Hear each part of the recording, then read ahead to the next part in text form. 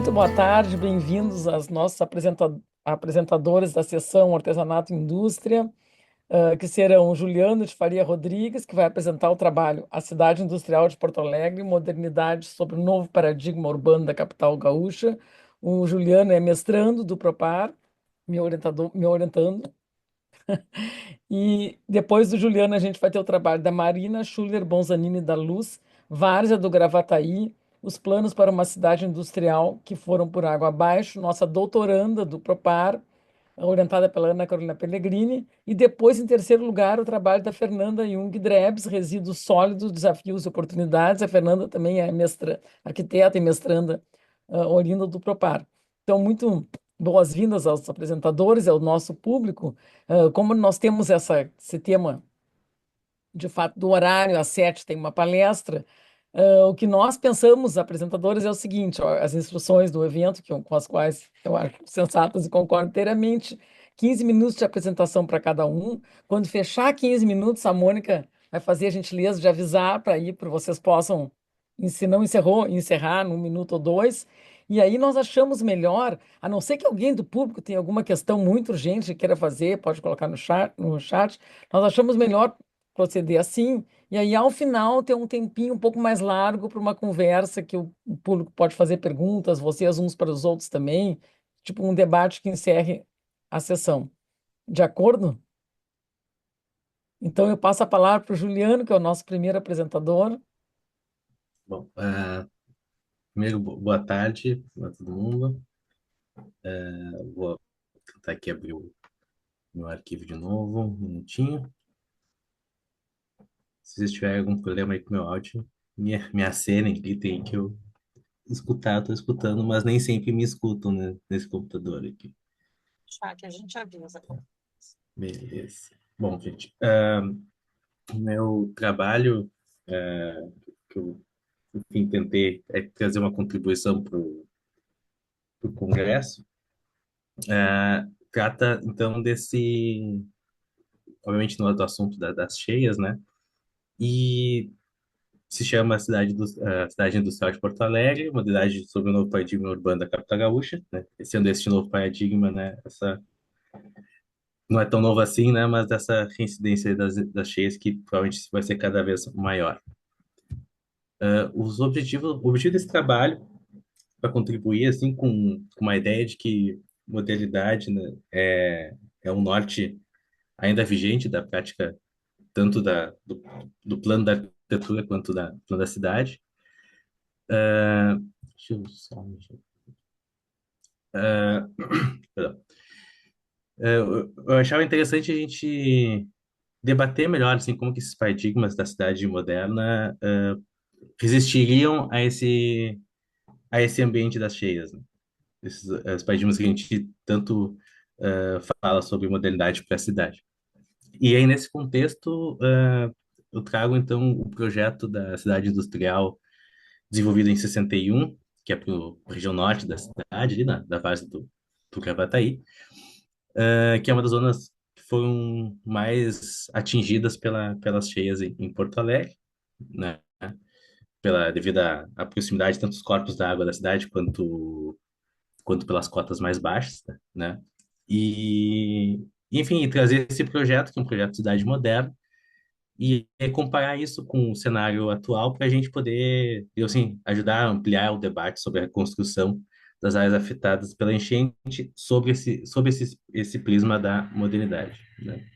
Então, vou fazer uma breve descrição assim, do que é esse projeto de cidade industrial, né? Que é um projeto de 61, de autoria dos urbanistas do Edivaldo Pereira Paiva, do Roberto Veronese e do Marcos Reckman, né, numa zona que hoje é compreendida ali pelos bairros Anchieta, Humaitá e Farrapos, né?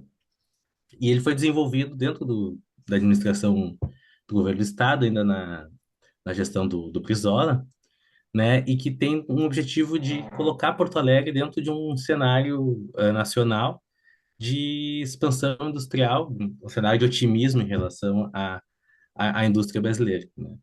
E aí o projeto, ele ele envisiona uma nova estrutura urbana que desse aporte para as demandas dessa nova indústria nacional, né? Então, se identifica uma deficiência morfológica na cidade existente, né? E se propõe uma morfologia nova para que possam se instalar novos edifícios de tipologias adaptadas para essa indústria de maior porte, né?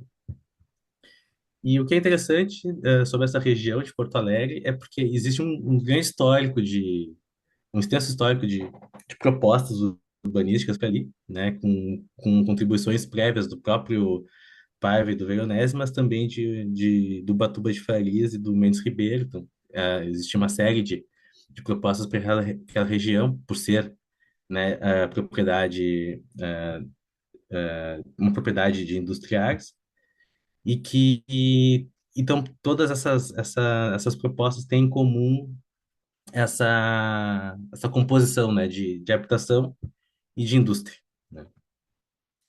Então, aqui à esquerda, a gente pode ver o mapa da proposta, como é apresentado pelo texto de apresentação do projeto, que a gente vê assim que realmente é uma proposição de uma nova, de um novo paradigma urbano, né? Tem alguns pontos de amarração com a cidade existente, mas é uma cidade plenamente moderna. Ela é organizada por esse cinturão de grandes quarteirões para poder dar aporte a essa nova tipologia da grande indústria, do grande pavilhão industrial. Então, essa faixa em rosa teria 800 metros de largura e ela, digamos assim, engloba a habitação que está organizada nas 6 unidades de vizinhança, né? Cada uma dimensionada mais ou menos para acolher de 8 a 10 mil habitantes. E cada unidade vicinal também teria uma subdivisão com centros locais e cada lado da BR teria um centro cívico. Então, é uma estrutura muito em linha com o que a gente vê sendo defendido, né, e propagado pelos CIAs, principalmente na década de 30 e década de 40, né, de uma cidade dividida nessa organização da unidade de vizinhança, né, centros locais, centros um pouco maiores, uma diferenciação do sistema viário. Aqui a gente vê uma diferenciação da próprio grão do sistema viário para cada tipo de uso, né? Então, bem em linha com o pensamento moderno, ali principalmente dos anos 30 e 40.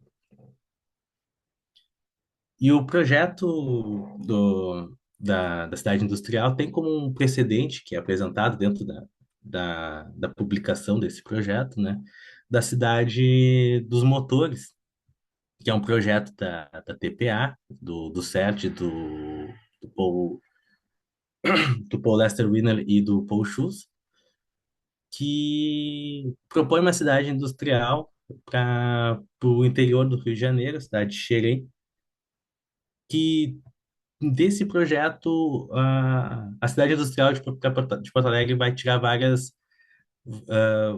nortes, né? Que também coloca esse projeto que a gente está analisando aqui em linha com o pensamento moderno internacional. Vou trazer aqui algumas imagens, assim, escaneadas de um livro, mas que nos dão alguma ilustração do que poderia ser, mais ou menos, né, o caráter arquitetônico dessa cidade industrial, visto que o projeto é, nosso aqui de Porto Alegre não descreve muitas tipologias arquitetônicas que se adotaria, mas pelos precedentes, assim, apresentados e pela planta baixa, a gente consegue mais ou menos imaginar essa estrutura do verde, né, placas, edifícios em placa horizontal, articulando torres, né? Então, mais ou menos esse presidente pode dar um pouco uma ilustração do projeto, como poderia ser.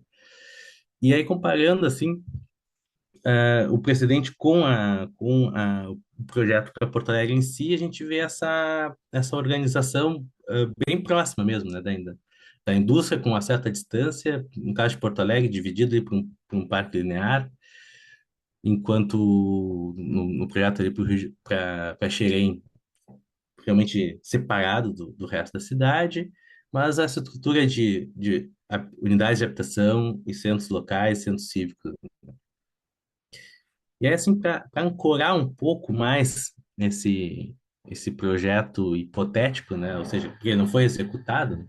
Um cenário que se consolidou na cidade, eu trago aqui alguns dados e também algumas imagens para a gente poder visualizar. Eu acho que é interessante ver essas coisas em escala e poder comparar o que se pensou como uma cidade moderna para aquela região e o que de fato se consolidou nessa ocupação menos planejada da cidade, vamos dizer assim. Né? Então, assim, acho que os pontos de interesse da proposta assim, que eu trago ah, da cidade industrial é uma taxa de ocupação e ou seja, uma permeabilidade muito diferente do que a gente vê no cenário atual, né? Por mais que a gente tenha edificações até baixas, né, mas existe muito mais vazios, né, na ocupação, é uma ocupação muito mais rarefeita do que a densidade que a gente vai visualizar hoje em dia, né? O que, num cenário de cheias, é extremamente importante para que essa região pudesse, né, absorver mais a água, absorver mais a chuva, por exemplo. No caso da tipologia, que a gente meio que é obrigado a recorrer ao precedente, visto que o projeto ali executado, o projeto apresentado não tem detalhamento das tipologias, a gente vê que é o uso da torre, né? Por mais que não se fale do térreo livre explicitamente, né? Mas se usa a verticalização para chegar na densidade desejada.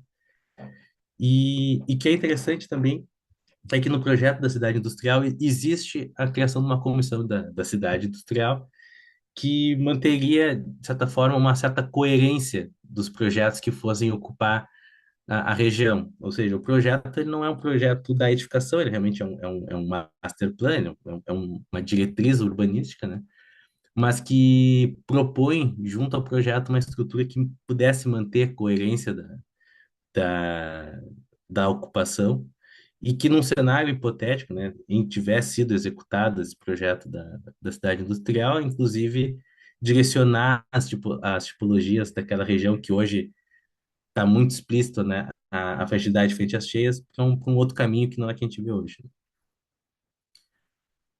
O zoneamento também é uma coisa interessante, porque, na verdade, esse projeto da cidade industrial afasta o uso residencial das áreas de maior fragilidade em relação às cheias, então por isso que eu trago isso na apresentação, por mais que a, o motivo de ter se afastado da residência dos corpos da água não era para aumentar a resistência e a resiliência dessa região em relação a uma eventual cheia, né? O projeto confia 100% ali nos diques de contenção para segurar qualquer elevação das águas, né? Mas um paralelo interessante é porque essas regiões hoje são muito vulneráveis, né?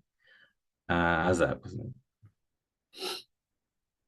E assim também para a gente ter um panorama de densidade, porque eu acho que também é uma coisa interessante assim da gente imaginar que a unidade, esse projeto da cidade industrial, ele propõe uma densidade relativamente grande dentro da unidade vicinal, mas se a gente pensar no global, ou seja, considerando aquela faixa ali de indústria, nós vamos ter uma densidade bruta relativamente parecida com o bairro Farrapos, que é o que está ali mais ocupado, vamos dizer assim, né?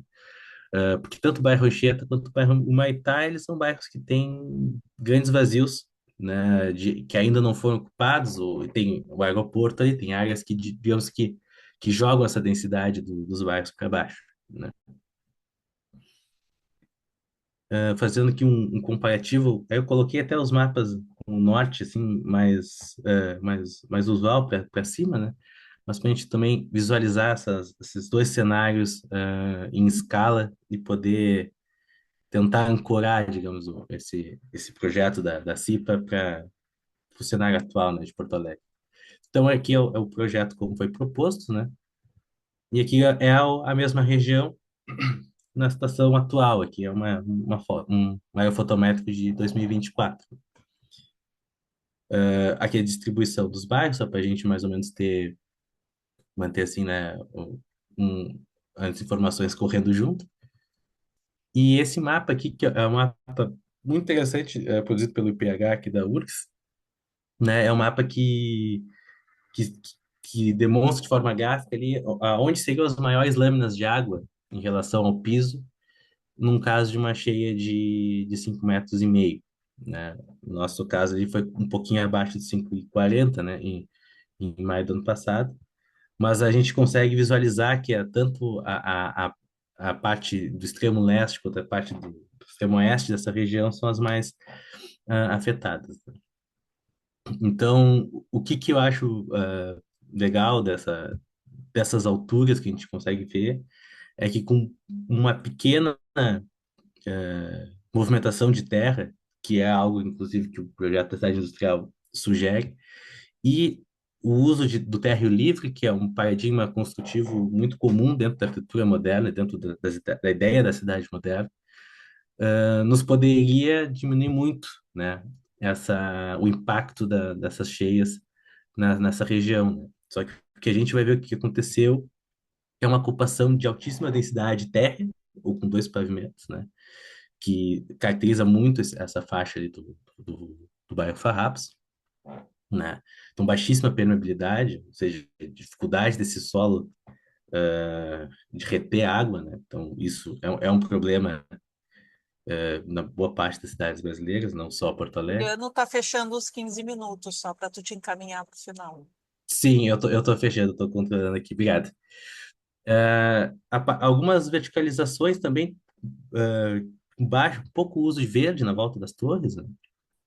E que também que incorre nesse problema, e a gente só trazer aqui que essa parte leste, onde tem as cotas mais complicadas, é uma região que ainda que muita coisa pode se expandir para lá. Por isso que o debate eu acho que é válido, mesmo não se tendo executado a cidade industrial, visto que essas são as áreas de preservação permanente que a prefeitura estabelece hoje, né? Então, é uma área em ainda de impossível expansão.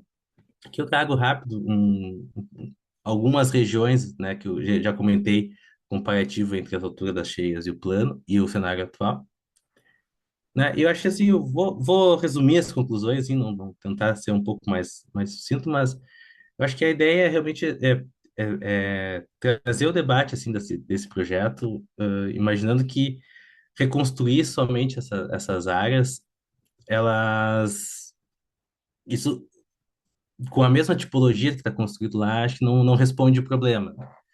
E é uma área que ainda está em renovação, ainda está em possível expansão, tem muito vazio para lá, né? A gente imaginar que deslocar essas pessoas também somente não responde ao histórico da cidade, né? E, bom, eu acho que eu vou concluir por aqui, assim, acho que depois a gente pode ampliar na discussão. Então, aqui as referências e um obrigado. Desculpa aí ter passado um pouquinho. Obrigado. Muito obrigada, muito obrigada. Não, Juliana, acho que está bem, acho que ficou bem explicado e realmente as outras dúvidas podem surgir no debate.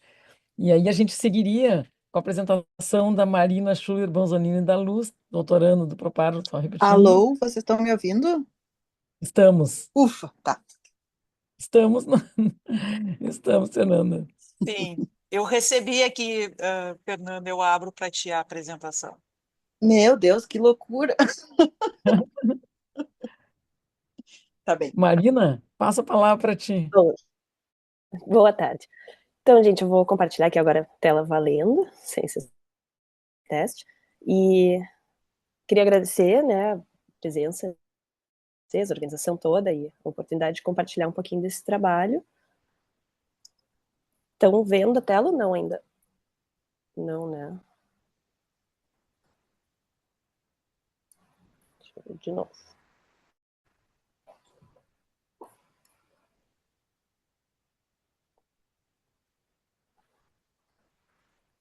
Chegou a imagem, né? A tela compartilhada. Então, esse trabalho, ele é fruto da disciplina que eu cursei, inclusive, com o Juliano. Nós temos a disciplina ministrada pelo professor Bruno, aqui no Propar, do Sistema de Defesa e Cheias de Porto Alegre.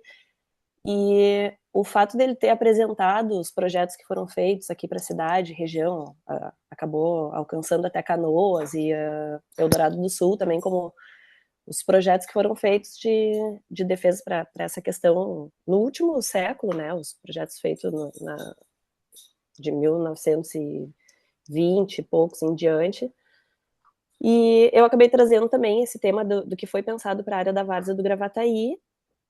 E eu tinha trazido as duas propostas que foram feitas, vou explicar ao longo do projeto, mas inclusive uma delas também é a cidade industrial de Porto Alegre, que o Juliano acabou de apresentar, então acho que vai dar mais para, talvez seja mais complementar ao que foi mostrado, sim, essa parte. Então, inevitável, né, pensar que, assim, na questão da tragédia do ano passado, acho que não precisa se alongar nessa parte, mas aqui trago uma foto só, então, da situação que a gente vivenciou, né, na enchente de maio de 24, e ao conhecer esses projetos que foram pensados e se debruçar sobre eles, e a ideia de pesquisar nas fontes em que eles foram publicados, mesmo na fonte primária, eu tentei buscar o que se tratava nessa época, nesses dois projetos, a respeito da defesa dessa área que originalmente é uma área alagadiça, né? Sempre ela tem essa característica de ser uma área vulnerável às cheias para localizar. Então, eu vou trazer um pouquinho desse primeiro momento mais concentrado do que era a área da várzea do Gravataí como propriedade privada, anterior ainda ao projeto da CIPA, né? Que ele tem uma abrangência um pouquinho diferente do que foi depois proposto como ocupação do projeto da CIPA. Aqui, a cidade como um todo, né? Acho que todos conhecem que é a parte central de Porto Alegre, e aqui marcado, então, o que era esse terreno de propriedade privada, chamado de Vale do Gravataí, que era um composto de fazendas e terras de várzea, assim, de propriedade privada, então, do grupo de industriários da região, como o Juliano já tinha mencionado, e ele englobava essa parte essa península, assim, que a gente tem, né, que faz esse canto aqui, para lá já do Guaíba, né, a gente tem o Rio Gravataí chegando até desaguar no Guaíba, então ainda pegava esse dentinho, assim, para fora da área. E sem pegar a área que posteriormente englobou aqui do bairro Anchieta até por dentro da situação dos diques, né. Aqui, então, aproximado, só para a gente enxergar melhor o que eu estava dizendo, que pegava essa parte verde aqui também, que é, de fato, uma parte dentro do rio, né. E é uma área de aproximadamente 700 hectares, essa quando era de propriedade privada, e com toda essa característica, então, de ser uma área que sofria era afetada com a variação dos rios, né, à medida que desaguava, vinha chegando no Guaíba, era uma área que sofria essas cheias por ser um terreno alagadiço. E no começo do século passado, então, que essa área era dos empresários, se via um grande potencial de ocupação e sem saber direito para que rumo correr, houve a contratação inicialmente do Luiz Arthur Ubatuba de Faria para desenvolver um anteprojeto de urbanização para a área. Isso é uma contratação de grupo particular dos proprietários da área, né, liderado pelo que era o sócio majoritário dessas áreas.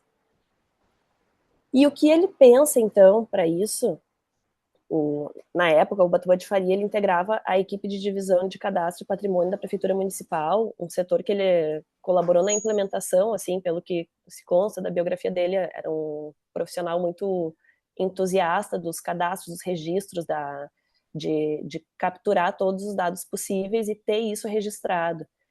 E com isso, então, ele se demonstrou muito interessado, viu muito potencial nesse expediente em desenvolver algo que ele era entusiasta, que eram os planos de conjunto. Então, ao invés de só pensar, diante dessa oportunidade, numa contratação privada, ao invés de pensar unicamente na área de urbanização daquela várzea do Gravataí como propriedade privada, já viu ali a chance de estudar uma integração disso com o restante da cidade. Essa apresentação, inicialmente, foi feita na Sociedade de Engenharia do Rio Grande do Sul, em uma conferência, e depois ela foi, em 1935, depois ela foi publicada no Boletim da Sociedade de Engenharia, aqui está a capa da edição em que consta, e aqui eu trouxe só uns recortes, assim, que ele traz uma série de dados, de estudos, tudo muito pioneiro como dados na época, né, porque hoje a gente tem dados suficientes para estudar o comportamento dos rios e todas as situações que incorrem nas cheias. Na época ele trouxe as informações para trazer uma série de justificativas para suas estratégias e para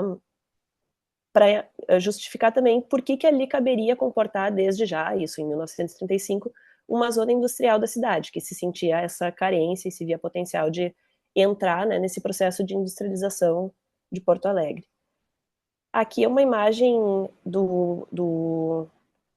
planta da cidade de 1935, em que está demarcado que esse mapa faz parte está junto no volume apresentado do Boletim da Sociedade como parte dos documentos do texto, que está grafado a região, então, da várzea, e como ele não constava, ele não era parte do plano de melhoramentos do João Moreira Maciel, ele não era uma parte integrante, ele ainda estava à margem da cidade como algo a ser urbanizado. Então, a batalha do Ubatuba de Faria, junto com seus contratantes, era conquistar essa área como parte dentro de Porto Alegre, importante para Porto Alegre, e para isso ele fez uma série de ações depois da apresentação do projeto, ajudou a estruturar uma exposição de urbanismo no ano seguinte, em 1936 também, para levar isso adiante, demonstrar a importância para captar recursos, tanto do governo quanto outros recursos particulares, mas para se entender que a ideia era urbanizar aquela parte também, e que fosse parte integrante do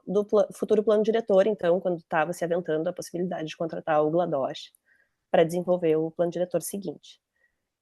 E essa urbanização, então, ele já mencionava naquela época, assim como premissa básica para fazer qualquer coisa, trabalhar o aterro e a drenagem do local, já que era uma área que sofria com as alterações de altura dos rios, né? Então, sabendo disso, não era algo que passava batido, ele propunha o aterro e drenagem como início de conversa, assim, para implementar qualquer plano. Mas esse era o desenho, então, elaborado em 1935, aqui na publicação de 36, e ele traz no texto de apresentação do projeto, ele se destaca pelo caráter sistemático, pela tentativa de integrar, então, essa expansão urbana com um planejamento estruturado. O projeto previa uma malha viária organizada em avenidas radiais, a gente tem aqui toda essa malha em torno do núcleo central, e um anel ferroviário industrial, garantindo a conexão eficiente entre os setores do bairro e a cidade existente. A setorização urbana foi um dos princípios centrais da proposta, separando de maneira clara as áreas industriais, habitacionais e institucionais, em alinhamento com o urbanismo funcionalista e influências do Plano Agache para o Rio de Janeiro. Então, a gente via que era uma maneira de tratar o urbanismo em zonas a serem urbanizadas, né? Era uma coisa da época, um pensamento que estava vigente em outros locais, em outros planejamentos urbanos também de uma mesma escala, né? E o centro da proposta, então, era estruturado em torno dessa grande eclipse, onde se concentravam os equipamentos urbanos e as áreas comerciais, era a zona central não é da cidade exatamente, né, mas desse núcleo da cidade. E a ideia era favorecer a criação de uma centralidade própria para esse bairro. O conceito de centros de vida própria era uma antecipação do que mais tarde seria conhecido como as unidades de vizinhança, né, que depois no projeto que o Juliano já apresentou era mais estabelecido, assim, essa ideia de pequenos núcleos contendo todos os serviços e equipamentos. Mas a ideia era, então, oferecer a infraestrutura completa para os trabalhadores e suas famílias, para esses trabalhadores da zona industrial, né, que viria a se criar. O projeto também previa soluções de drenagem e saneamento, incluindo um aterro de 3,20 metros. Ele não se tem maiores detalhamentos, esse projeto foi apresentado numa escala assim, de anteprojeto, muito mais descritivo do que de desenhos e detalhamentos, mas ele propunha essa solução, assim, um aterro de 3,20 metros, era a cota estabelecida, e com canais integrados ao traçado das avenidas, inspirado nos modelos europeus de urbanização resiliente, que depois no documento, então, colorido, que teve uma publicação em 38, dá para ver melhor, assim, a ideia era trabalhar essas canaletas também com função estética para a cidade, nas avenidas de maior largura, e para colaborar também na drenagem, escoamento das águas que fossem correr por ali. Cabe ressaltar que, nessa época, o projeto foi publicado no Boletim da Sociedade em 36. Porto Alegre ainda não tinha passado pela grande enchente que aconteceu nesse ano, né, em outubro de 36. Ainda assim, ele previa essas questões por se tratar de uma área alagadiça, mas não tem maiores detalhamentos do que poderia ser feito nessa época.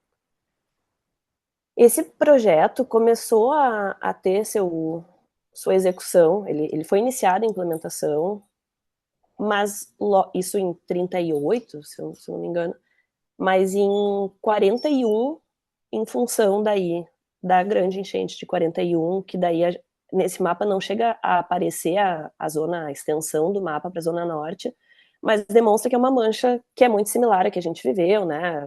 Mesmo nas áreas que foram aterradas.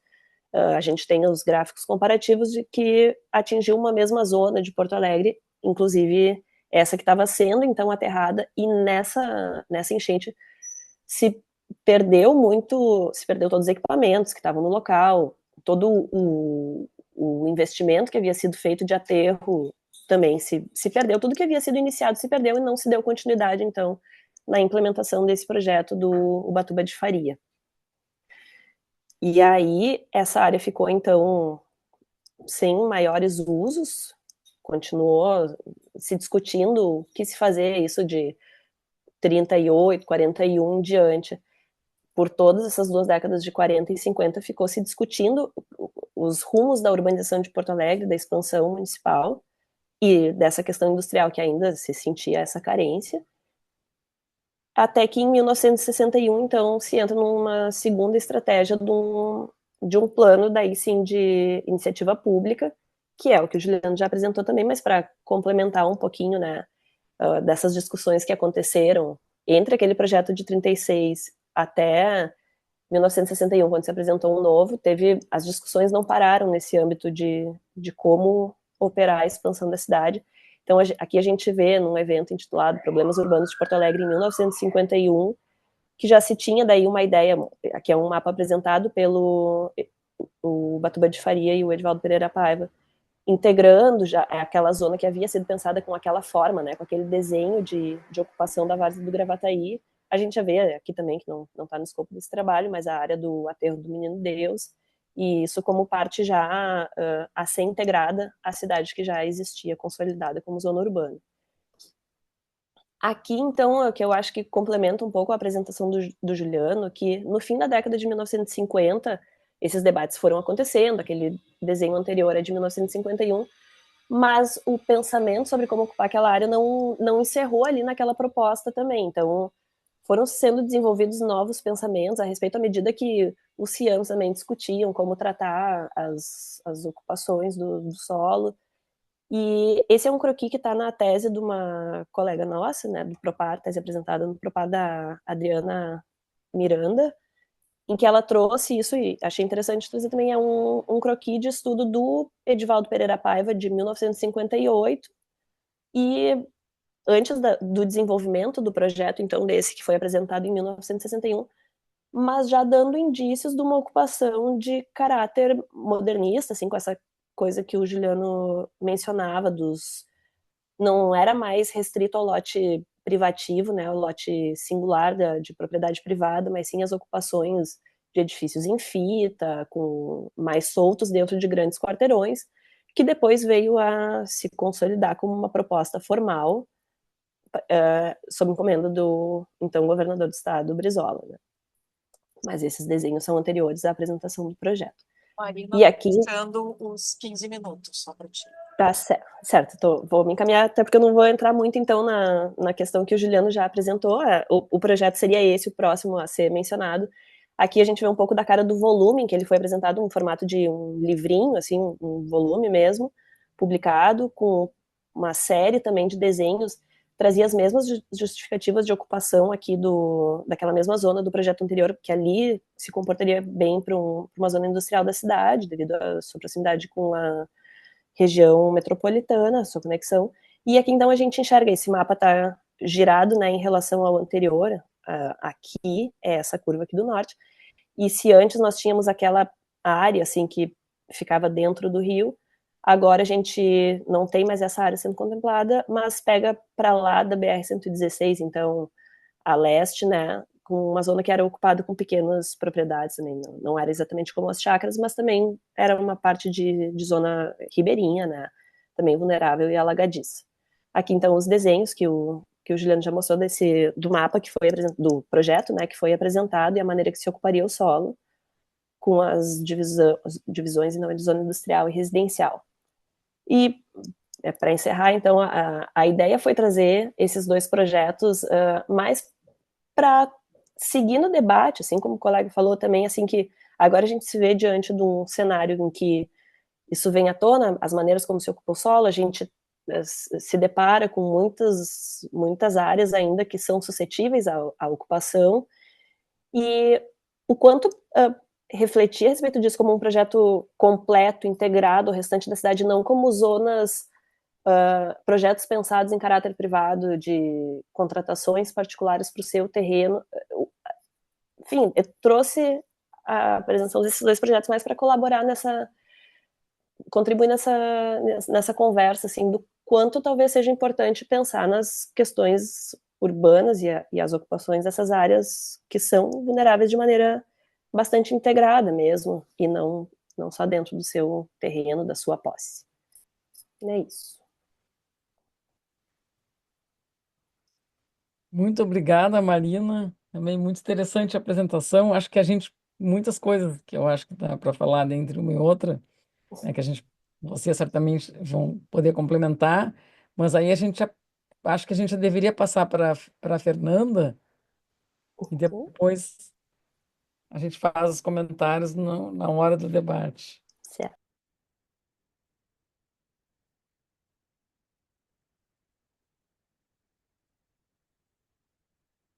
Estão me ouvindo? Estamos, Fernanda. Eu, pelo menos, estou. Quer que eu Olha, passe, Fernando, ou tu consegue agora? consegui aqui, eu Tá. acho que eu vou conseguir aqui. Vamos lá.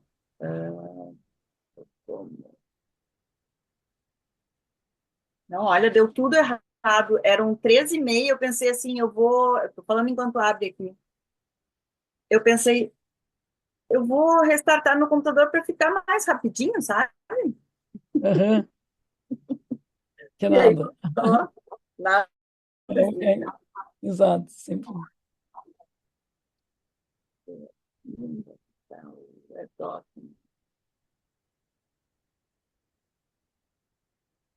Mas acho que está bem de tempo, né, Mônica? Porque a sessão tem três também, só três trabalhos, então acho que dá tranquilo.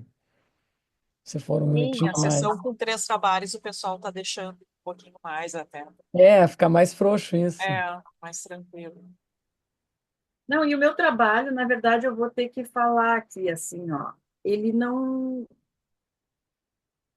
Eu não sei se ele era desta. Ele era da parte de sustentabilidade, né? Mas tá ótimo. Aqui tá. Não, ele tá abrindo aqui, porque tá tudo recomeçando, né? Ainda bem que Mas não foi. certamente vai contribuir, Fernanda, porque acho que no fundo é assim o que move essas outras Não questões. é. Sim, porque o que. Eu não consegui ouvir direito as apresentações das outras, né? Por motivos óbvios, que eu estava aqui mandando e-mail para a Mônica e tentando organizar como é que eu ia apresentar. Problemas técnicos. Problemas Acontece. totalmente técnicos. Não, olha, vocês não acreditam. Eu tinha 2 computadores e um celular e eu não conseguia falar com vocês. Eu acho que isso é Primeiro eu entrei na aula do Pito, no outro link, ele tá que não abre. Tá, eu acho que, Mônica, então tu põe. A Mônica abre, perfeito, aí tu vai É, falando. porque senão ele vai ficar, ele tá completamente balhado no computador. Não sei qual é a loucura dele, mas.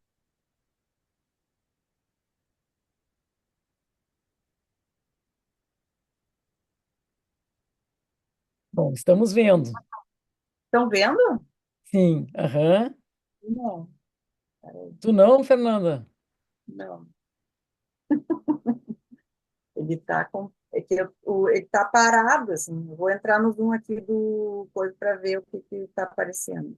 A Mônica conseguiu compartilhar a tela, a gente está vendo teu trabalho, resíduos sólidos, desafios e oportunidades. Isso. Cláudia, eu vou passar aqui e ver se está passando. Tá. Está passando? Ah, agora eu vi. Não, não passou. Não? Quem sabe botar aí uma apresentação, não Não, está ele está na passando, está só na apresentação, capa. mas ele está dizendo que está pausado aqui. Ah, Tá vendo? Eu tô com alguma bruxaria. aham. É alguma coisa que Sim, tá. realmente, a Mônica, ele não está passando, ele está só na capa. Ah, deixa eu. Espera aí que eu vou. Fernanda, bom, tu não consegue. A Mônica, talvez salvar como PDF, será que não dá? Não, ele está em Não, Beto. PDF. Ah, já é um PDF isso aí. Deixa eu tentar de novo aqui. Ah, talvez eu consiga aqui agora. É.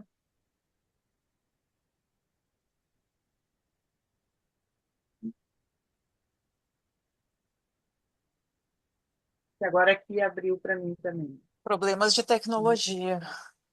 Pois Tá, é, deixa exato. É tudo muito lindo, mas quando resolve dar errado. É. Não, e olha, hoje foi incrível, assim, ó, eu fazia muito tempo que eu não via tão errado. Aqui, vamos ver. Ó, acho que Entrou? vai dar. Entrou, Deu. Oba. Entrou? entrou. Sim. Passou. Vai. Tá. Ótimo. Então, enfim, eu vou falar sobre resíduos sólidos, né? E sobre vou ler aqui uma partezinha para não me perder, porque olha, eu tô meio atucanada. Tá? A separação inadequada de resíduos tornou-se um problema significativo, impactando diretamente a eficiência dos sistemas de coleta, reciclagem e disposição final. Separação na origem dos resíduos é uma das questões mais importantes para uma gestão eficaz. Prédios de apartamentos concentram grande densidade populacional em espaços reduzidos, o que exige soluções específicas para a gestão de resíduos, deixando essa tipologia, dessa forma, no foco dos desafios ambientais, sociais e econômicos que impactam diretamente o cotidiano e a sociedade da sustentabilidade das cidades. Tá, então o que que acontece? Eu não estou me vendo também, tá uma beleza, mas enfim. A gente está propondo uma nova maneira de ver os resíduos, né? Porque, assim, em 59 entrou o Código de Obras de Porto Alegre, que tinha toda uma definição dos resíduos. Aí, em 72, ele foi alterado, mas ainda permaneceu a exigência daqueles dutos de lixo, que eu não consegui botar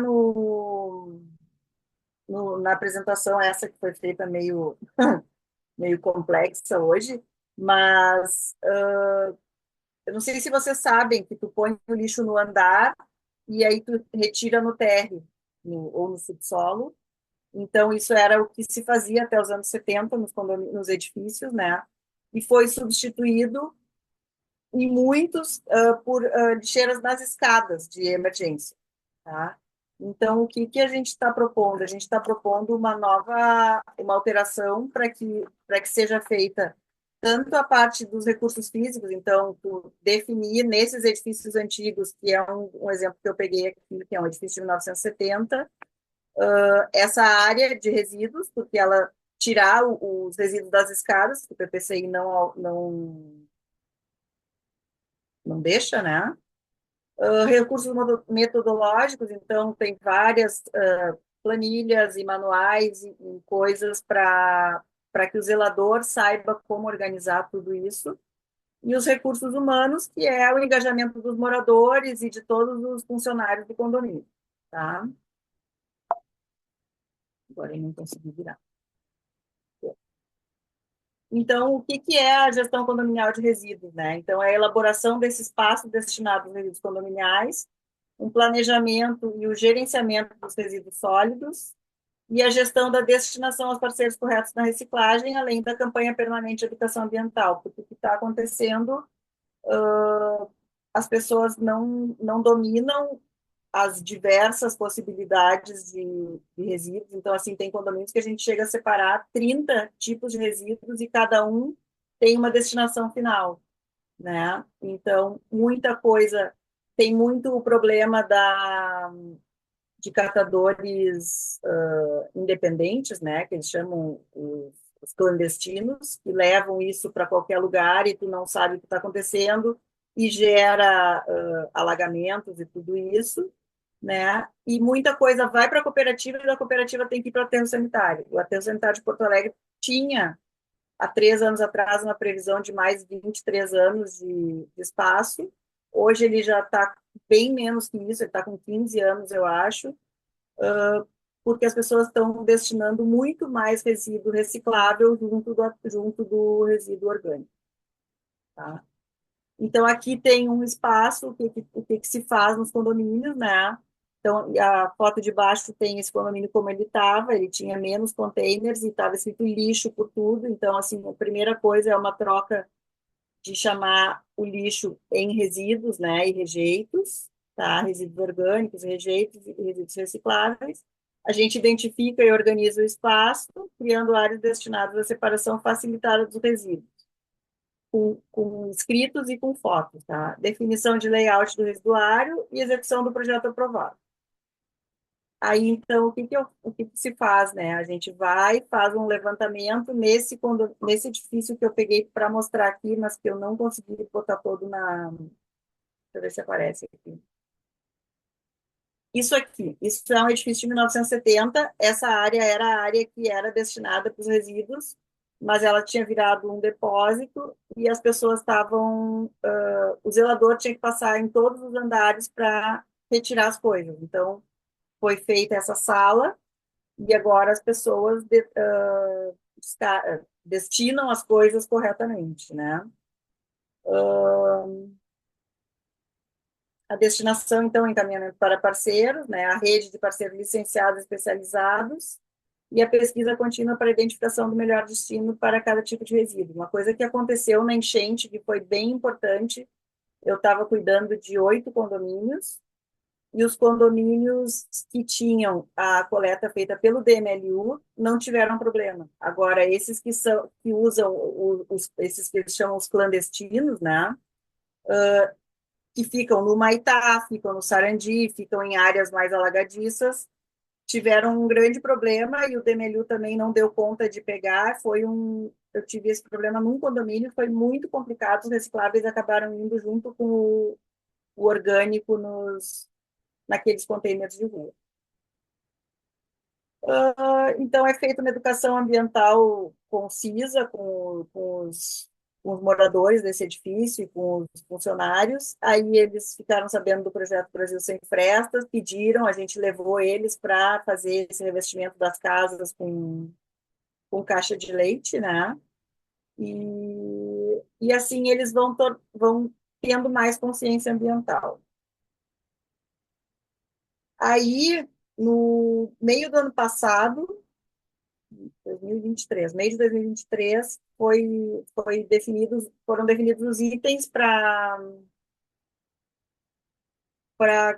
certificação certificação em sustentabilidade ambiental de Porto Alegre e outras providências. Então, aí entra de novo a parte da arquitetura, né?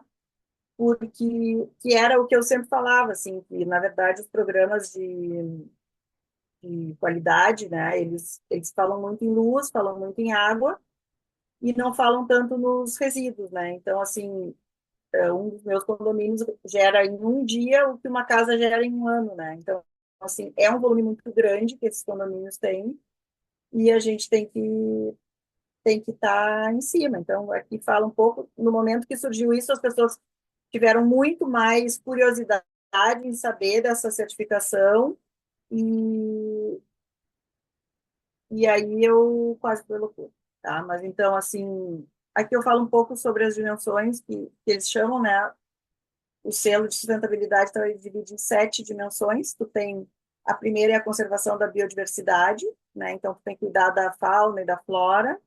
A segunda é o conforto térmico da edificação. Então tu tem telhado verde, parede de cobertura, ventilação. Isso tem que ser feito na época de projeto. Tu não tem como adequar. É muito difícil tu adequar um edifício construído, né? Depois tem o uso racional da água, com a irrigação de canteiros, com a permeabilidade do solo, com a redutores de vazão, uso de cisternas, enfim, são muitos itens, né? A eficiência energética, então as lâmpadas têm que ser 100% LED, tem que ter sensores de iluminação, as luminárias do edifício tem que estar, da área externa tem que estar viradas para baixo, elas não podem estar viradas para cima. Aí depois a parte de gerenciamento de resíduos sólidos, que é uma separação em quatro tipos de, então, papel, plástico, metal e vidro, eletroeletrônicos e óleo e lâmpadas. Então, isso é o mínimo para entrar nessa certificação, né? Aí depois tem os materiais de materiais de construção que foram usados na criação do prédio. Então, esse é outro item que um edifício não consegue comprovar. E depois a mobilidade e organização dos espaços. Essa parte ela é bem interessante, assim, ela fala em horta, ela fala em espaço de convivência, em transparência no térreo, em ter o recuo de jardim sem grade, o recuo de jardim verde, né? São vários itens. E aí não adianta tu tá super bem num e não ter os outros. Então, assim, tem que ter no mínimo 2 desses itens contemplados para tu ter uma certificação bronze, que tu ganha 3% de desconto no IPTU, 3 itens desses tu ganha 5%, 4 tu tem a certificação ouro, tu ganha 7%, e na certificação diamante, então, tu ganha 10% de IPTU, tá? Isso aqui eu montei agora enquanto meu computador não funcionava, então, assim, é uma apresentação que vai adiante para muito condomínio, né? Então, assim, a gente acredita, né, acredito que o lixo não é o fim, mas que é um novo começo, essa coisa de pensar os resíduos, né? E transformar essa visão dos resíduos, ajudando os condomínios e as comunidades a separar e destinar eles corretamente de forma responsável. E assim ficou bem claro assim que a arquitetura, especialmente de interiores, né, nessa parte dos resíduos faz muita diferença para que os moradores consigam entender e consigam destinar melhor, tá? Então é isso. Eu acho que é isso. Sim, é isso. Muito obrigada, Fernanda. Nada. Aliás, muito obrigada a todos os apresentadores. Eu achei os trabalhos muito interessantes. Achei assim que tem uma. Não sei por que que não estou vendo, Eu ficou estou meio tentando preto. sair da minha apresentação, não consigo. Ah, tá, tá. Não, mas não tem problema, a gente se vê aqui ao lado. É isso que eu estava dizendo, a gente quando apresenta no Zoom, realmente tu não te vê. Isso é uma coisa que o Zoom tem, tu não enxerga. Eu achei muito interessante, eu achei que tem uma espécie assim, de fio, né, embora a Fernanda estava preocupada, achar, não sei se se a minha apresentação encaixa aqui pela sustentabilidade, eu acho que sim, encaixa e acho que muito bem, assim, ah, considerando que eu vejo uma espécie de horizonte comum, né, em torno desse tema, vamos usar a palavra mais ampla, assim, desse tema ecológico. Acho interessante porque o trabalho da Fernanda é um trabalho que se coloca já diante de uma problemática ambiental instalada, né? Toda essa questão da economia circular, do lixo, já é algo que entra, digamos, na disciplina, precisa entrar e entra a partir de uma consciência ecológica, ambiental, que é alguma coisa mais dos anos 70. Mas eu acho interessante como isso pode ser, de certa forma, correlacionado para as apresentações anteriores da Marina e do Juliano, que, de certa forma, olham mais ou menos, colocam, digamos, um olhar sobre uma espécie de mesmo lugar da cidade, da Zona Norte, mas com apresentações que são muito complementares, acho que as duas, assim, todas baseadas também em evidências, né? Porque qual é a relação que eu vejo? Eu acho que essa problemática ambiental, que para o trabalho da Fernanda é algo que está atrás, quer dizer, já está como uma premissa, para eles, não. Para eles, eu acho que essa problemática ambiental é, de fato, um tema que nos convoca a fazer perguntas novas sobre as hipóteses disciplinares formuladas nos anos 30, na década de 30, na década de 60. Isso eu acho uma coisa muito interessante, assim, realmente, como aqueles eventos, claro, estão lá, aqueles projetos estão lá, mas, na verdade, tem toda uma questão que nos faz olhar de novo para eles, né? E fazer essas perguntas que vocês estão se fazendo. O que estava sendo colocado ali que, de fato, poderia ter sido feito melhor agora? O que aquilo representa hoje, em termos de conhecimento da disciplina, né? Então, eu achei, assim, muito bom isso. Teria mais algumas perguntas, mas queria que vocês também, como a Mônica, ou vocês também interagissem, o nosso público, se quiser fazer alguma pergunta, Não, eu acho posição. que é interessante essa questão desse tema, né, de infraestrutura, hoje super atual, porque é um problema que a gente não tem só aqui em Porto Alegre, essa questão de alagamento, a questão de enchente. É um problema que hoje em dia é mundial, né? Tu vê, isso acontece em diversos países. E eu acho que essa questão do lixo, ela é um ponto crucial, né, nessa questão, né? Ela é fundamental e eu acho que pensar o lixo desde o início de um projeto é uma coisa que tem que entrar, digamos assim, lá no ensino, né, da arquitetura, esse pensamento e fazer com que as pessoas olhem para esse lado também, né? Porque a cidade não é só o prédio em si, né? É tudo que as pessoas geram também. Então, eu acho bem interessante essa questão do lixo, uma questão bem atual. E eu não conhecia esse projeto da cidade industrial para Porto Alegre, eu não tinha conhecimento, então achei bem interessante também. E de ver, né, que como o urbanismo moderno é muito criticado, mas eles já pensavam nessa questão ambiental lá atrás, né? Acho que, como a Cláudia disse, é uma coisa interligada. Provavelmente eles não pensassem, acho que com essa expressão, né? Mas assim, eu acho que o interessante é olhar isso para trás e ver como essa questão da natureza, que obviamente está no problema todo da cidade moderna, essa ideia de sanar a cidade do século XIX, de reconciliar a cidade e a natureza, né? Mas que hoje tem uma outra problemática. Eu achei muito interessante que vocês aí mais comentando o trabalho do Juliano e da Marina. Achei muito interessante isso que a disciplina do Bruno tenha suscitado, nós somos um programa de arquitetura, mas obviamente não há como separar essas coisas, não há como a arquitetura sempre vai ter a ver com o urbanismo, com a cidade, né? Então achei interessante vocês terem capturado isso, tipo, e o tipo de elemento que vocês trouxeram também para discutir. Que eu fiquei pensando, não sei, talvez vocês possam complementar ou também fazer alguma referência posterior aí sobre vocês dois. Porque não são projetos assim exatamente de planejamento urbano, porque eles estão mais nessa escala do urbanismo, que existe uma área definida e vai se ter algumas regras para aquela área, né? Mas eles também, assim, não sei se provavelmente porque não foram adiante, provavelmente porque são estudos, né? A gente não tem muitos elementos. Acho interessante o Juliano usar o CERT, porque o CERT nos dá uma espécie de figura arquitetônica para essa ideia de cidade moderna, né? Que é uma ideia que procura, de uma certa maneira, ela sempre procura reequilibrar um pouco natureza e área construída. Mas, claro, as cidades motores, essa dimensão da arquitetura, ela entra ali e define a tipologia, que acho que é uma questão que o Juliano está preocupado.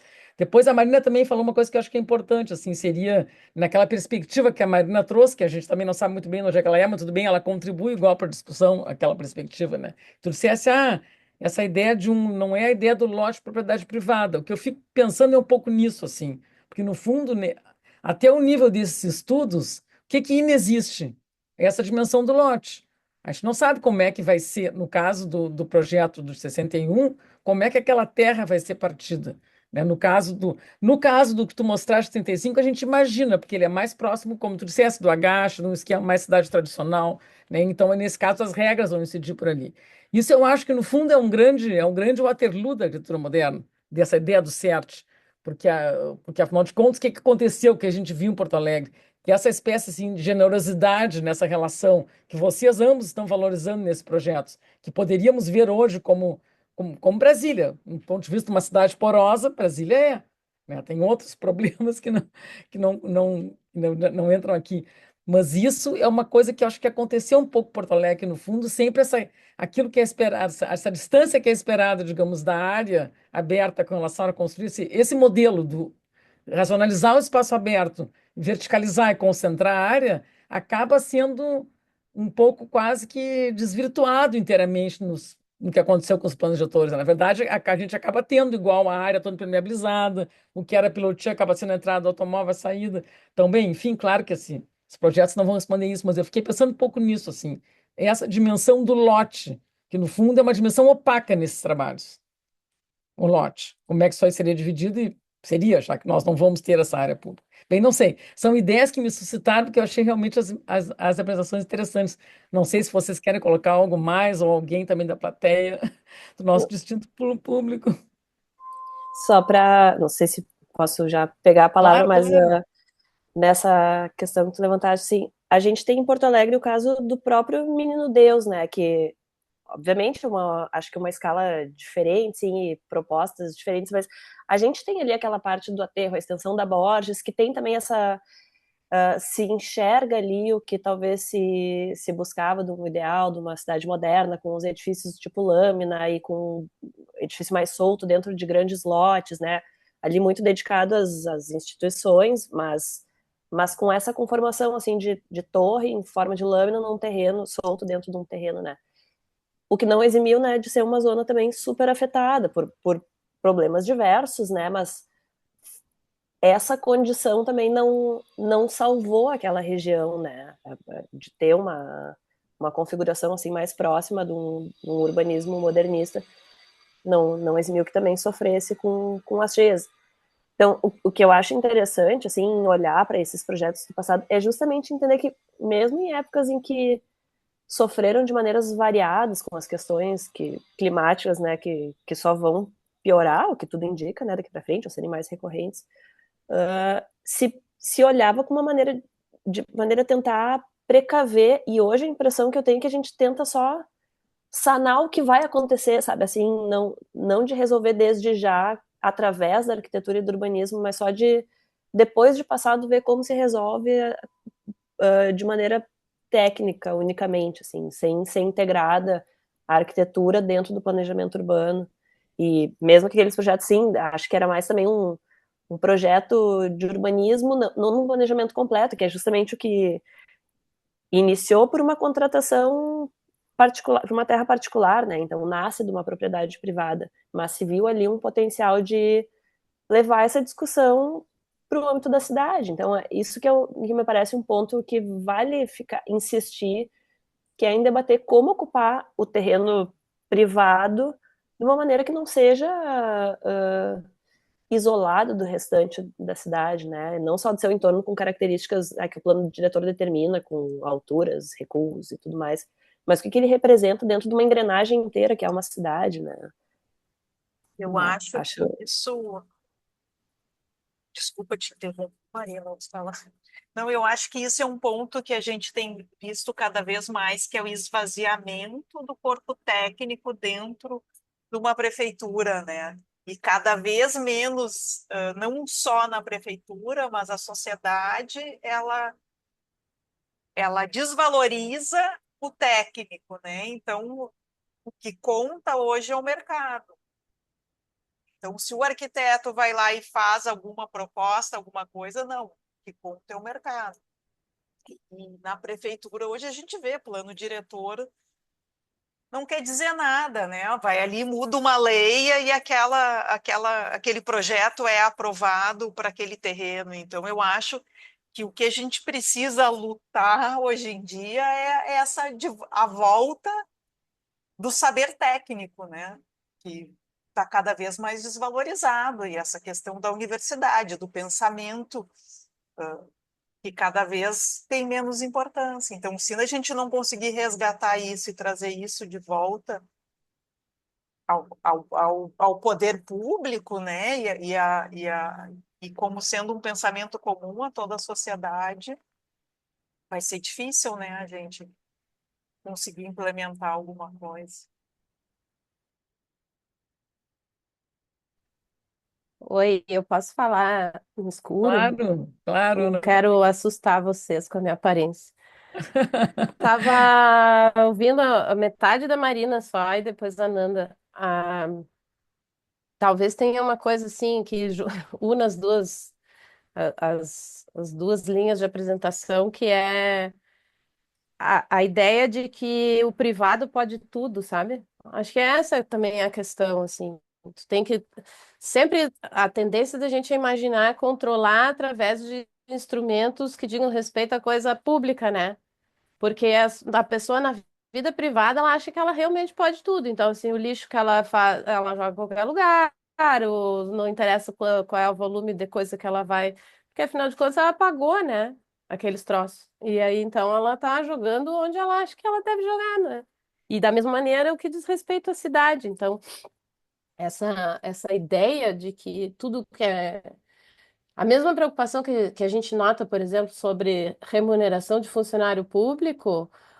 Ela não encontra eco no jeito que se remunera o âncora do Jornal Nacional, etc, etc, porque daí é um dinheiro privado, daí não é público. Sim, mas tudo está dentro de um mesmo sistema, né? Ainda mais quando as coisas, a gente lida com coisas finitas, tipo o espaço, o dinheiro, resíduo, etc. Tudo isso é uma coisa quantificável, né? Então, acho que isso é uma coisa. Mas, assim, sobre a apresentação da Nanda, no finalzinho ela disse assim: por isso que a arquitetura de interiores também determina muito dessa questão, blá, blá, blá, blá, blá, e eu não entendi o motivo. E a segunda coisa é que eu acho que também a gente no Propar agora está se encaminhando para uma consolidação maior dos trabalhos a respeito de reforma e também uma modalidade de reforma que leva um nome que se aplica também à gestão de resíduos, que é a reciclagem, né? E que essas duas coisas dizem respeito a não deixar resíduos desnecessários. Então, assim, tipo, tu não vai destruir um edifício se tu pode reocupar de alguma maneira ou transformá-lo de alguma maneira, assim como na outra ponta tem essa história, essa necessidade, melhor dizendo, de se dar uma destinação apropriada, aí indo ao encontro do que a Marina estava falando, né? Pensar antes, né? Antes de, vou ver que destinação vou dar para o lixo, quem sabe fazer menos embalagem para as coisas, etc. O professor Fuão tem um trabalho bastante importante nesse sentido também. Então, não sei, era isso, já que eu estava aqui no escuro, resolvi só conversar com vocês um pouquinho. Sim, Não, sim, acho que sim. Fala, Nanda, fala. tá. Não, assim, ó, o que que acontece? Eu acho que é bem importante isso que a Ana falou, porque tem duas coisas sobre a coisa do público e do privado, né? No público, tu tem uma lei para depósitos de lixo, né? E aí, depois as construtoras vão lá e fazem uma normativa que tu não precisa mais obedecer aquela área e todos aqueles itens que tu tinha que cumprir, e tu só precisa ter um container de lixo orgânico, um container de lixo seco, um ponto de água e um piso impermeável. Então, assim, isso aí foi uma das coisas que acabou, as construtoras começaram a botar daí os resíduos em qualquer canto, sem pensar, né? Isso eu digo porque eu trabalhei com interiores de condomínio e era assim, a gente gastava milhões nas áreas condominiais e aí dizia assim, ai, gurias, não esqueçam de especificar um container de seco com um container de orgânico. Era assim que era tratado, né? E aí, isso que eu digo da parte de interior e da parte de ter um cuidado maior para poder ver tudo, ver as quantidades todas as questões relacionadas a resíduos, né? Que um arquiteto de interiores tem, e é isso, cada condomínio que eu vou, essa parte eu faço com a mão nas costas, porque é necessário, entende? E não costuma ser muito menos valorizada, mas nem executada, assim, eles jogam os contêineres em qualquer lugar, escrevem depósito de lixo e deu, né? Então é isso que eu falo na parte de interiores, Ana, na parte de tu ter esse cuidado, porque tem aquela teoria da janela quebrada, né? Se tu tem uma coisa que tá ruim, a coisa vai degringolar. E no momento que eu entro nos condomínios e instituo toda uma rotina de limpeza e uma comunicação visual para que as pessoas saibam que ali elas têm que botar aquilo, que elas não podem botar outra coisa, com palavras e com desenhos, né?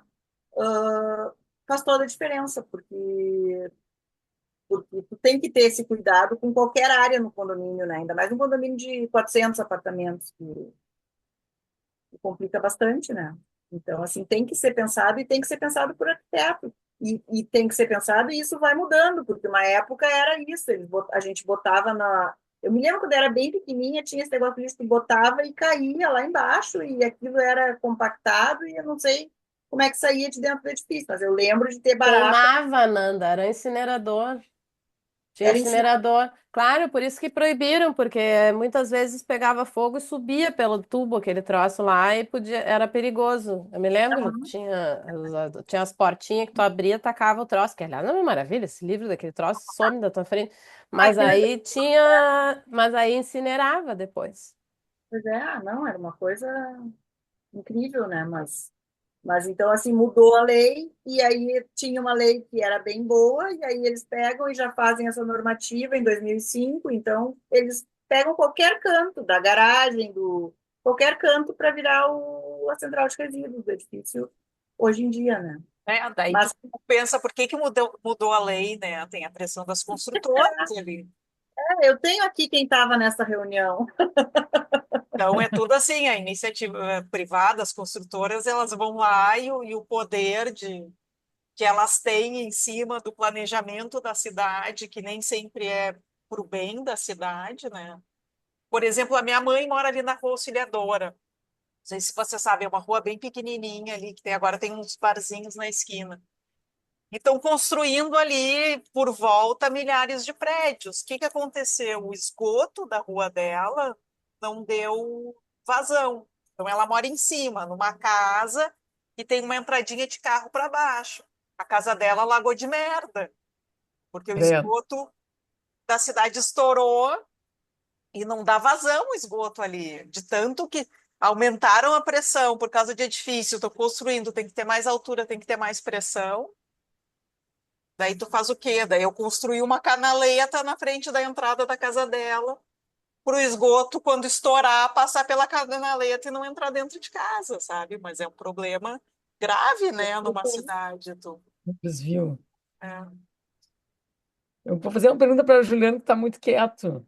Quando tu estava mostrando, assim, do que tu, nesse material que tu examinasse, assim, a gente não tem muita ideia da altura daqueles blocos, ou dos... Não, não tem. A gente, de novo, pode. O projeto do Caixeirinha ali do CERT é bem detalhado. A Sim, sim, arquitetura está não, digo, definida eu anteprojeto, digo acho que o bate nos da, seis pavimentos, o né? daqui, Oi? o de 61, esse da cidade Esse industrial. não. Esse não eu imagino que seja por aí por uma questão de a gente avaliar a densidade demográfica que é proposta ali. Deve bater por aí, deve ser uns 6, 7 pavimentos de Uma altura. coisa mais assim, mas isso Hum, aí não chega a ter nenhuma conta, assim, em termos de taxa de ocupação, de altura, não, não, não, nada, está, não. Tem esses dados demográficos, isso sim, eles têm aquele geral. 200 mil por hectare. Mas aí, claro, já que a gente falava sobre essas questões assim, de público e privado, e tu comentaste sobre esse desenho do parcelamento, né, do lote, que eu acho que, no fim do trabalho, no artigo até maior, eu até cito isso, porque no texto fala um pouco sobre esse assunto, mas acabei focando mais na parte construída, assim, né? Mas o que acontece é que esse projeto ele é de uma desapropriação, né? Que é uma propriedade privada e esse projeto de 61 ele propõe uma desapropriação. Não seria mais da firma Mendes, que era a dona daquela terra ali. E aí em uma frase ali do texto do volume ali que apresenta o projeto, se diz que não seriam lotes privados, né? E aí tem esse artifício dessa comissão julgadora de projetos que manteria o norte daquela e tentaria manter uma coerência daquele projeto. O que dá a impressão, mas aí é especulativo total, assim, é que se faz aquele projeto, está se procurando uma âncora para liderar uma grande indústria que lidere uma boa parte daquilo ali, né? E aí, em algum momento, a Petrobras é citada ali, sai no Jornal do Comércio, na tese da colega Miranda, da casa também, tem ali, ela fez essa apuração, né? Então, a princípio seria a Petrobras que que seria tipo a grande âncora desse projeto, que sim, Aham. que seria uma terra não de lotes privados, né? Se Seria isso um depois seria tema, loteado ou não, seria mais similar a uma coisa conjunto habitacional, de repente, isso, essa história que se fizesse. Não, eu acho bem interessante isso, porque assim, tu vê certos elementos, quase certos assim, lugares comuns de uma cultura urbanística, porque essa ideia de que uhum, alguém pudesse, nesse momento, colocar aquelas peças soltas no verde, todos entenderiam que era alguma referência a isso. Acho que isso aí sim, é um ponto interessante dessa história e de fato, na verdade é um ponto de Brasília também, porque a superquadra nunca foi definido como é que seria. Finalmente está aqui todo aquele debate da superquadra, que no final alguém vai lá e meio que carimba aquela posição, né? Então acho que tem. E o CERT é interessante porque o CERT é uma pessoa que se deu conta disso nos anos uhum, 50, que escreve sobre isso, sobre o desenho urbano, que é uma coisa que ele impulsa lá em Harvard. Então, acho que é muito legal, assim, acho que os projetos que vocês mostraram, porque até a gente mostra certos trânsitos na própria cultura urbanística, no de 35 do Ubatuba, que é mais agache, que tem até aquela ideia daqueles focos, das estrelas, né, de um sistema de ruas e quarteirões tradicional que não é questionado.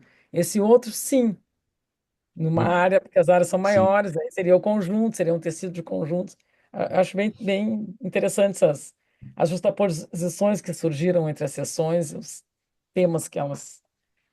E o do Vou contar É, uma SERT, curiosidade. Vocês sabem que a Adriana Miranda, ela é professora nossa, né?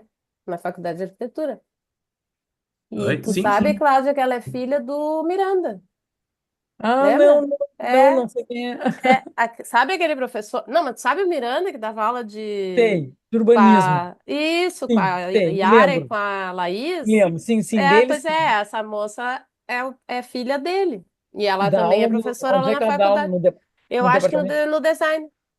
No design, Uhum. tá. É. Não sei. Pois é, a gente não vê mais quem são as pessoas que estão. Só os do Propara que nós conhecemos. Mas muito bem. Esse projeto tem eu só ia essa questão comentar, assim. desculpa, Juliano, o Ah, projeto perdão. do CERT é completamente Le Corbusier, né? Tu pega todas as tipologias, aquele edifício em pata de galinha, os Uhum. edifícios menores onde tem alguma coisa com teatro, com aquela diagonal. O CERT trabalhou com Eu Le até Corbusier. discordo um pouco É, discordo da nossa doutoranda. Acho que Eu até sabia não. que a Cláudia ia É é, mais. discordar. eu Eu olhei acho que aquela tipologia deles, assim, em não, sim, vários mas é de sim, claro, Mônica, projeto. claro. Eu concordo contigo que eu acho que é quase impossível a gente dizer que o Le Corbusier não esteja em alguma coisa, né, Sim. considerando. Mas eu acho que o Serte, se tu vai olhar realmente a obra do Serte, tem muita coisa. O Serte não é um filhote do Le Corbusier, Não, entendeu? eu acho Eu que acho não. Eu estou que dizendo especificamente dessas imagens que ele mostrou, assim, de algumas Até porque eu acho tipologias. que o Le Corbusier, poucas vezes o Le Corbusier, que eu acho assim que tem, a história do Sérgio está muito em cima disso, assim, inclusive da experiência latino-americana do TPA, de vir para cá e de olhar. O Sérgio vai a Cusco, e o Sérgio, na verdade, eu acho que o Sérgio estudou muito mais a cidade tradicional para pensar alguma coisa que se sobrepujasse que o Le Corbusier, porque o Le Corbusier, assim, não existe o lote no Le Corbusier, né, nos desenhos, naquelas ideias que ele mais imaginou do que ele conseguiu construir. E o Sérgio é uma pessoa que é o contrário, o Sérgio, na verdade, se preocupa com isso. Todos esses projetos para a América Latina, da TPA, Cidade dos Motores é um, tem vários, entra essa dimensão do lote. E ao entrar essa dimensão do lote, também entra uma preocupação do Sérgio, que qualidades que ele via na cidade latino-americana, é essa ideia de que tu tinha esse sistema de quarteirões, que tu tinha essas quadras mais baixas, construídas na periferia, com pátios dentro. E, de certa forma, ele procura colocar isso na cidade dos mentores, tanto essa ideia de pátio, de plataforma esburacada, quanto da torre alta. Então, eu acho que o Sérgio realmente tem um pensamento assim que é urbano-arquitetônico, na verdade, são sistemas urbano-arquitetônicos, porque o projeto Sérgio não existe sem aquela arquitetura, né, que eu acho que não é bem a história do Le Corbusier. Pelo Não, menos, bom, Le não, Corbusier eu também tem acho. uma obra tão imensa que a gente pode estar errando. Eu acho que não. Eu peguei mais a questão das perspectivas e da tipologia dos prédios que estão desenhados nas perspectivas, sabe? Aquele prédio que tem o pata de galinha, que o Le Corbusier utiliza em muitos planos urbanos, a barra o Pilotis, aquele prédio que é inclinado. Então, nesse ponto, assim, não que que o plano urbano seja parecido. Acho que o Le Corbusier, como tu disse, ele não tem essa definição de lote, não existe, né, no plano dele. E acho que o Le Corbusier vai assim, vai explorar essa história assim meio mais horizontal e pátio mais tarde, assim, tipo o Hospital de Veneza, depois do Sim, CERT, depois do CERT. É. que nessa história enfim, acho divertido. Não sei, pessoal, mais perguntas, questões de vocês uns para os outros aí. Uma coisa que vocês queiram, não precisa ser pergunta, alguma coisa que vocês queiram dizer, assim, né, Mônica? Nós temos ainda, sei lá, uns 10 minutos, né? 10 Ainda minutos aí. ainda, sim. Mas se cada um de vocês quiser colocar mais alguma coisa, ah, o palco é de vocês. Vai ficar gravado, Cláudia. Vai. A gente Vai, né, certo, Mônica? porque eu Sim. Sim, está gravado. Está gravado. A gente ainda não sabe o que vai fazer com a gravação, se vai disponibilizar, tá. se não vai, mas ela está tudo gravado em Vai termos. botar no YouTube do Propar, né, Mônica? Não sei, eu Se sou quem uma não sabe o mera. que vai fazer, bota lá no YouTube do Propar. Estamos aceitando. Não, porque eu vou ter que olhar de novo agora com calma. Ah, pois é isso, sim, porque tu estava com teus problemas técnicos, Nanda, é isso. Não, foi muita bruxaria. Marina, Juliano. Eu achei interessante essa questão do. Eu não sabia que o decreto de sustentabilidade dava desconto no IPTU, então achei uma coisa que eu quero propor no meu condomínio, já que eu estou em comissão de obra do condomínio. Mas acho que é uma coisa legal, assim, seria um vínculo que eu faria, talvez, com essa ideia do projeto de cidade moderna ali para o norte da cidade, que eu trouxe 61, porque esse decreto de sustentabilidade ele também serviu como incentivo para as construtoras de atender essas dimensões ali, né? Que dependendo do grau que tu recebe ali em projeto, né? Em ainda etapa de anteprojeto, tu ganha mais altura para poder construir, né? Tu ganha um aumento ali de 10, 15, 18 ou 20%, agora não lembro de cabeça, sem ter que aumentar Área, recuo, né? né? Então, assim, eu não, eu não vou fazer um juízo de valor, não aumentar 20% de altura, porque eu acho uma coisa um tanto questionável. Mas quando existe interesse, tu consegue fazer regramentos que direcionam certas mudanças no paradigma de construção, né? Porque hoje os edifícios que estão sendo construídos, eles vão ter que sair com essas salas para separação de lixo, porque elas querem ganhar 20% de altura e, Sim, portanto, vão fazer isso, né? Dentro dessa ideia até de antecipar esse problema antes da construção do edifício. Então, o pilotis livre, uma área alagável, não precisaria fugir de um mecanismo de gestão muito longe disso. Não tô nem falando de alguma utopia de desapropriação de uma grande área e uma construção pública de habitação, ah, né, resiliente, social e tudo mais. Existem mecanismos mais próximos até do que o do recorrente para a gente chegar nessas novas formas de construção, que, enfim, que essas pessoas não percam tudo cada vez que subir a água em Porto Alegre, né? Porque vai cada vez subir mais. não, o que eu vejo, as construtoras chamam a lei do aumento de altura, né? Essa lei da certificação. Exatamente. Né?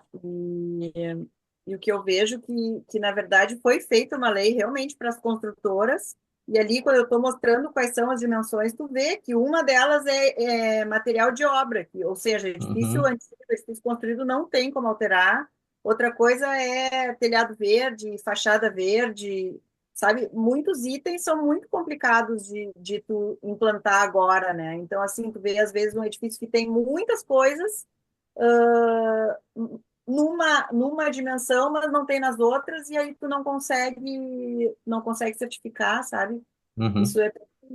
Por outro lado, aconteceu uma coisa engraçada. Eu estou trabalhando num edifício que é do Isaiah Weinfeld, que ele projeta, não, quase não projeta em Porto Alegre, né?